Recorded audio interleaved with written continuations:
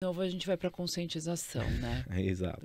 Vamos pela conscientização, contando que a empresa, no mundo ideal, trabalha com pessoas que ela quer continuar contando, que são importantes, que fazem sentido. Então, conscientizar para evitar problemas e desgastes e, inclusive, algo que a gente falou pouco, inclusive o desgaste para o nome da empresa, né? Porque a depender do tema, isso acaba desgastando muito, também nas mídias, a figura corporativa ali envolvida, né? O nome, Sim. que é algo tão valioso. Então vamos caminhar para o final. Acho que a presença do Dr. Ricardo trouxe de fato o que a gente esperava, que era aí ouvir essa experiência, essa percepção, né? Especialmente tanto das empresas como de tribunais e como foi colocado, né? A gente já vive uma realidade desse assunto sendo tratado nos tribunais, mas vamos então aproveitar do que está sendo vivenciado para voltar alguns passos e melhorar as práticas. E a Tamires, eu sei que ela, com os nossos clientes, ela vai muito nisso de prevenção, de treinamento, de manual, né? De procedimento. Então, Tamires, quer colocar alguma questão para a gente fechar? A ideia, né, que a gente quer inserir no contexto é que tenham em mente de que as mídias sociais hoje em dia são ótimas, mas também podem trazer complicações. E complicações, né, que a gente pode evitar, né? Então, hoje em dia, como isso daí já vem sendo pautado, vamos olhar com cautela e vamos estruturar a casa, né? E vamos implementar um ambiente, inclusive, mais saudável, né? A partir do momento que a gente tem toda uma conscientização, toda uma preocupação com o bem-estar dos colaboradores, a gente tem um ambiente mais produtivo, né? A gente cria um engajamento em todos. Então, é muito importante que os empresários olhem para uma coisa que às vezes é simples de ser resolvida, não é um bicho de 7 cabeças. Basta você realmente olhar no seu cenário e fazer alguma coisa, alguma regra, né, e alguma política que venha a ser difundida com os seus colaboradores e que venha a ser inserida como um aditivo ao seu contrato de trabalho, né?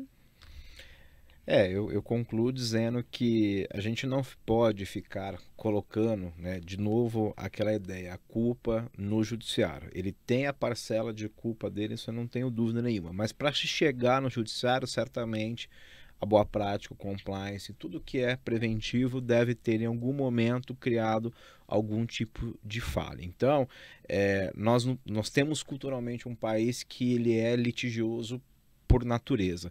E se nós ficarmos investindo na discussão contenciosa do que propriamente na prevenção, nós vamos ficar sempre num vício, enfim, num ciclo vicioso. E isso para a imagem, como a doutora Cláudia colocou, né, a doutora Flávia, perdão, disse, a imagem da empresa fica realmente maculada. Eu tenho para mim que hoje o consumidor, né, o cliente, ele está muito atento a com quem que eu estou lidando, quem são os meus parceiros, quem é a minha cadeia.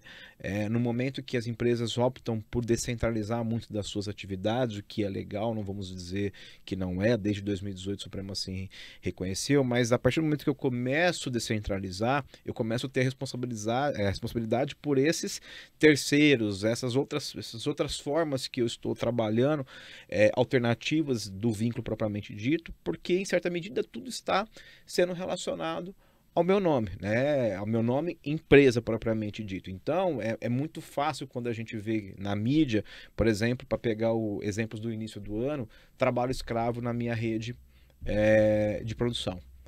Puxa, imagina, eu tinha uma política, será que tinha? Será que você geria? Será que você fiscalizava? Será que você tinha realmente um compliance efetivo? Porque depois que quando o problema acontece, para poder remediar, eu lembro que eu entrava no supermercado, doutora Flávia, doutora Tamires, no começo do ano, todos os vinhos de uma determinada empresa foram recolhidos. Você não tinha. E eu sou um dos consumidores que não mais faço adesão àquele produto em relação àquela determinada empresa. Então, claro que eu sou um consumidor consciente, talvez isolado, mas se nós temos cada vez mais consumidores e temos clientes cada vez mais exigentes, eu acho que nós temos que mudar. Eu acho que é um ponto bem interessante, assim, porque a gente sai de um custo trabalhista e quando a gente fala de desgaste da imagem, como você fala do consumidor, quando a gente tem um impacto para consumidor, no fundo a gente está falando de um custo incalculável. Incalculável, exatamente. Incalculável. Numa época de cancelamentos, especialmente, né?